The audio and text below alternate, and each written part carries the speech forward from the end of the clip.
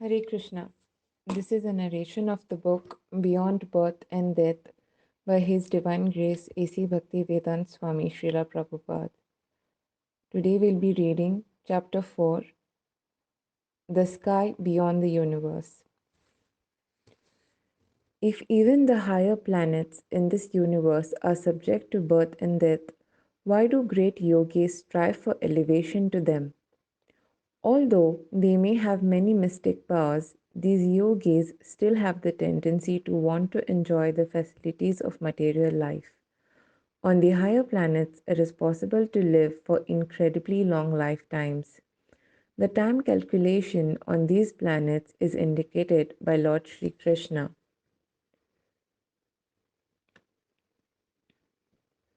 Bhagavad Gita, chapter 8, verse 17. Sahasrayuga paryatnam aharyad brahmano vidho ratrim yoga sahasrantam tehoratra vido janaha, which means, by human calculation, 1,000 ages taken together is the duration of Brahma's one day, and such also is the duration of his night. One yuga covers 43 lakh years. This number multiplied by 1,000 is calculated to be 12 hours of Brahma on the planet Brahmaloka. Similarly, another 12-hour period covers the night. 30 such days equal a month, 12 months a year, and Brahma lives for 100 such years. Life on such a planet is indeed long, yet even after trillions of years, the inhabitants of Brahmaloka have to face death. Unless we go to spiritual planets, there is no escape from death. Bhagavad Gita, chapter 8, verse 18. Avyaktadvyaktaya sarva prabhavanti ahar agame ratri agame praliyante tatraiva vyakta samjnake, which means, when Brahma's day is manifest, this multitude of living entities comes into being, and at the arrival of Brahma's night, they are all annihilated. At the end of the day of Brahma, all the lower planetary systems are covered with water, and the beings on them are annihilated. After this devastation, and after the night of Brahma passes, in the morning when Brahma arises, there is again creation, and all these beings come forth. Thus, subjection to creation and destruction is the nature of material world. Bhagavad Gita, chapter 8, verse 19. Bhutagrama sa evayam bhutva bhutva praliyate ratri agame vasha partha prabhavati ahar agame, which means, again and again the day comes and this host of beings is activated, and again the night falls, O Partha, and they are helplessly dissolved. Although the living entities do not like devastation, that devastation will come and overflood the planets until all living beings on the planet stay merged in water throughout the night of Brahma. But as day comes, the water gradually disappears. Bhagavad Gita, chapter 8, verse 20. Parastasmattu bhavonyo vyakto vyaktat sanatanaha ya sa sarveshu bhuteshu na syassu na vinashyati, which means, yet there is another nature which is eternal and is transcendental to this manifested and unmanifested matter. It is supreme and is never annihilated. When all in this world is annihilated, that part remains as it is.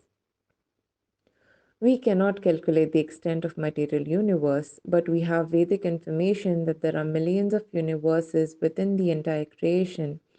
And beyond these material universes, there is another sky which is spiritual.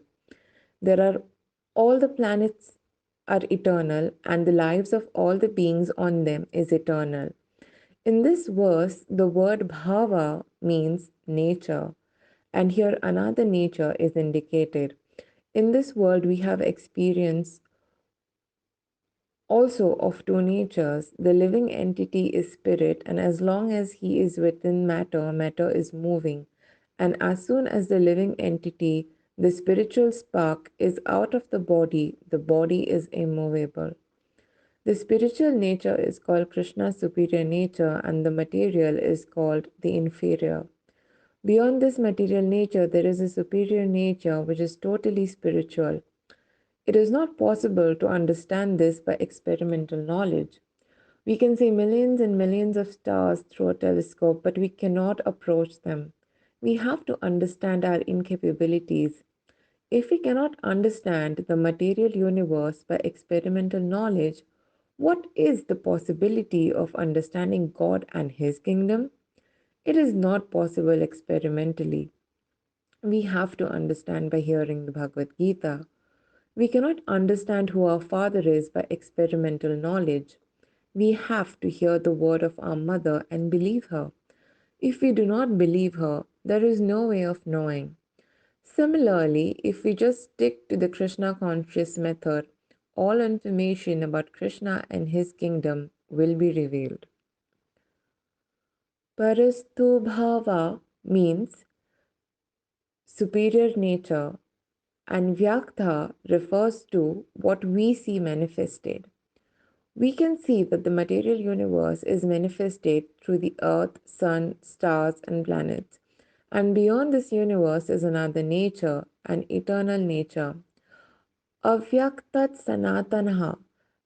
This material nature has a beginning and an end, but that spiritual nature is Sanatana, eternal. It has neither beginning nor an end. How is this possible? A cloud may pass over the sky and it may appear to cover a great distance, but actually it is only a small speck covering an insignificant part of the whole sky. Because we are so small, if only a few hundred miles is covered by cloud, it appears that the whole sky is covered. Similarly, this whole material universe is like a small insignificant cloud in the vast spiritual sky. It is encased by the Mahat Tattva, matter. As a cloud has a beginning and an end, this material nature also has a beginning and an end. When the clouds disappear and the skies are clear, we see everything as it is. Similarly, the body is like a cloud passing over the spirit soul. It strays for some time, gives some byproducts, dwindles, and then disappears. Any kind of material phenomenon that we observe is subject to these six transformations of material nature. It comes into being, grows, stays for a while, produces some byproducts, dwindles, and then vanishes. Krishna indicates that beyond this changing cloud like nature, there is a spiritual nature which is eternal. In addition, when this material nature is highlighted, that avyaktat sanatana will remain. In Vedic literatures, there is a good deal of information about the material and spiritual skies. In the second canto of Srimad Bhagavatam, there are descriptions of the spiritual sky and its inhabitants. There is even information given that there are spiritual airplanes in the spiritual sky and that the liberated entities there travel about on these planes like lightning. Everything that we find here can also be found there in reality. Here in the material sky, everything is an imitation or shadow of that which already exists in the spiritual sky. As in a cinema, we simply see a show or facsimile of the real thing. In Srimad Bhagavatam, it is said that this material world is but a combination of a matter modeled after the reality, just as a mannequin of a girl in a store window is modeled after a girl. Every sane man knows that the mannequin is an imitation. Sridhara Swami says that because the spiritual world is real, This material world, which is an imitation, appears to be real. We must understand the meaning of reality. Reality means existence which cannot be vanquished. Reality means eternity. Bhagavad Gita, chapter 2, verse 16. न सतो विद्यते भावो न भावो विद्यते सतः अभयोरपि दृष्टोऽन्तस्त्वनयोस्तत्त्वदर्शिभिः, which means those who are seers of the truth have concluded that of the non-existent there is no endurance, and of the existent there is no cessation. These seers have concluded by studying the nature of both. Real pleasure is Krishna, whereas material pleasure, that which is temporary, is not actual. Those who can see things as they are do not take part in shadow pleasure. The real aim of human life is to attain the spiritual sky. But as Srimad Bhagavatam points out, most people do not know this. Human life is meant to understand reality and to be transferred into it. All Vedic literature instructs us not to remain in this darkness.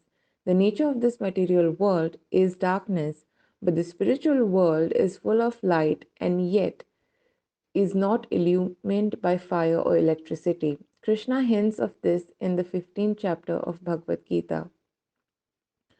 Chapter 15, verse 6. Na tat bhasayate suryo na sasanko na pavakaha yad gatva na nivartante tadhama paramamama, which means that abode of mine is not illumined by sun or moon nor by electricity. One who reaches it never returns to this material world. The spiritual world is called unmanifested because it cannot be perceived by the material senses. Bhagavad Gita, chapter 8, verse 21. Avyaktoksharaya iti uktas tam ahum paramam gatim yam prapyana nivartante tadhama paramam mama, which means that supreme abode is called unmanifested and infallible, and it is the supreme destination. When one goes there, he never comes back. That is my supreme abode. A great journey is indicated in this verse. We have to be able to penetrate outer space, traverse the material universe, penetrate its covering, and enter the spiritual sky. Paramam Gatim, which means that journey is supreme. There is no question of going a few thousand miles away from this planet and then returning. This sort of journey is not very heroic. We have to penetrate the whole material universe.